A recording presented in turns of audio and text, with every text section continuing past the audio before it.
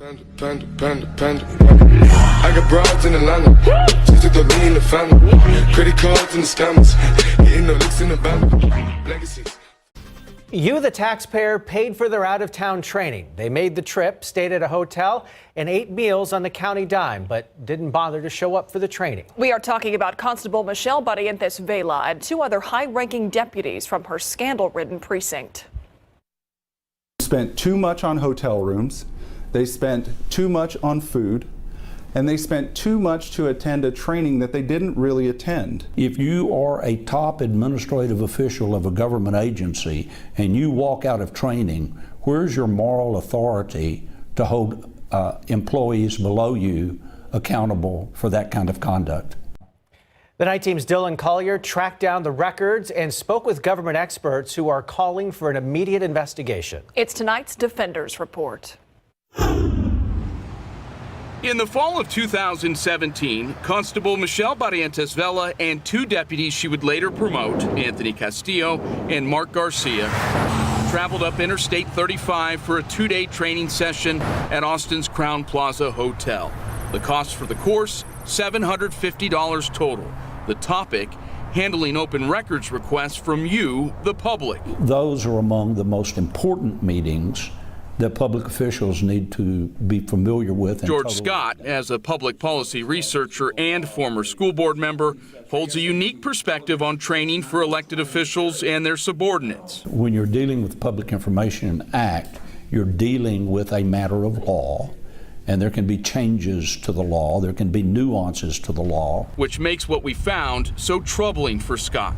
While Texas Commission on Law Enforcement records show Barrientes Vela, Castillo, and Garcia were among the 36 peace officers who showed up for the shorter 4-hour first day of training, they were noticeably absent the second day, when 33 officers took part in a longer 8-hour session. I am very comfortable in the court of public opinion. In the court of public opinion, this pretty much smells. And there's more. Not only was the training held here at the Crowne Plaza Austin, but a block of rooms was set aside so that members of law enforcement taking part could stay where the sessions were taking place. But records from the Bexar County Auditor show that the trio from Precinct 2 did not stay at the Crowne Plaza and instead opted for the Embassy Suites downtown with a room rate of nearly $250 a night.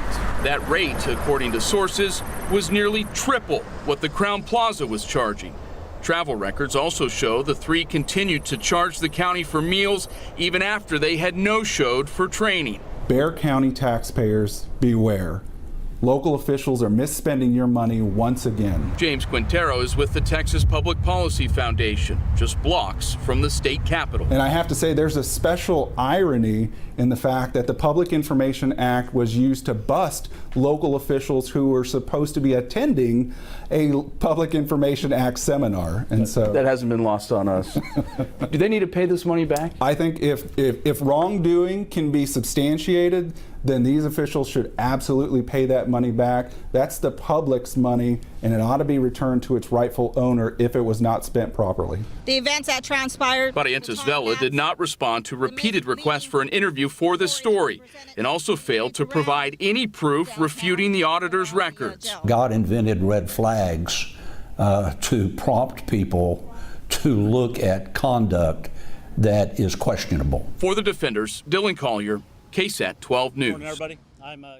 It has been a turbulent first term for Precinct 2 Constable Michelle Barrientes Vela. We've created a video timeline of the problems that have plagued her agency since she took office. You can see that slideshow right now on ksat.com.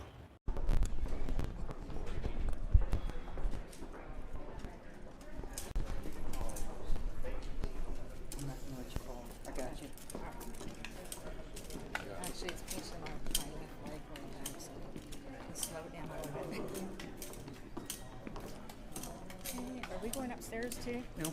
Okay.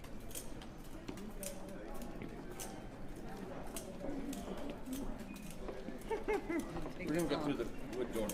Which door you want to go The through? wood one. The normal one, right? This one, yeah. Yeah. This one?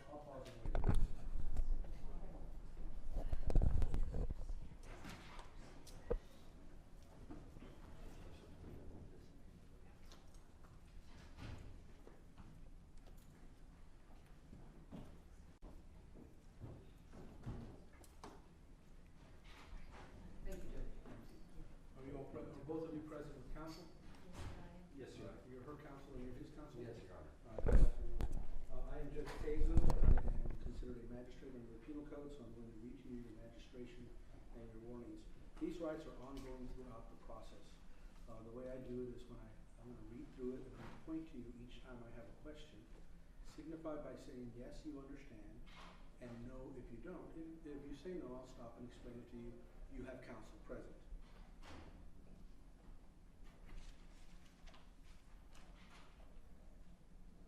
Are you Michelle Barrientes Vela? Yes, sir, I am. Are you Marc Duane Garcia? Very well. Each of you stand accused of the following offenses. Ms. Barrientes, you stand accused of aggravated perjury. Do you understand the charge? I understand the charge. Very well. Yes, sir. You understand, Mr. Garcia, you as well stand accused of aggravated perjury. Do you understand the charge? Very well. It is now 2:42. I'm reading you your rights. Before you, as the undersigned magistrate, I hereby inform you of the following rights and the charge. Written or printed declaration of facts or statements made under oath by a person having authority to administer such oath. You must first qualify for court-appointed counsel. If you qualify for court-appointed counsel and meet the indigency guidelines, they will give you the name and phone number of that attorney, and that attorney will contact you no later than the end of the next working day. Do you understand? Yes, sir, Your Honor. You understand. I will note that in fact you do have attorneys, that you're not asking for court-appointed counsel. I am signing here as the magistrate. Ma'am, your bond is set at $25,000. Sir, your bond is set at $15,000.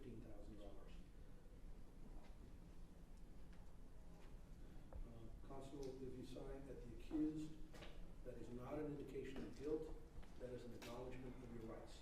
Do you understand your rights? Yes, sir, I understand my rights. God bless. Good luck. Thank you.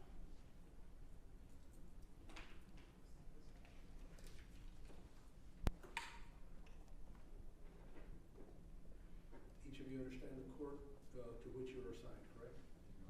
Yes, sir, I do. 370. All right, very well. This bond for both counsels, this bond was set by the court itself? Yes, it is. All right, very well. Then I will follow the bond as proposed by the court. Sir, again, I am signing here indicating that I believe you understand your rights and that I've read it to you. I do. Signing at the accused is not an indication of guilt, simply an acknowledgement of the rights that I've read to you. God bless and good luck, sir. Thank you for your time. I'm in favor. Have a seat right here. Can I have everybody out here, please? Cameras, please. Please.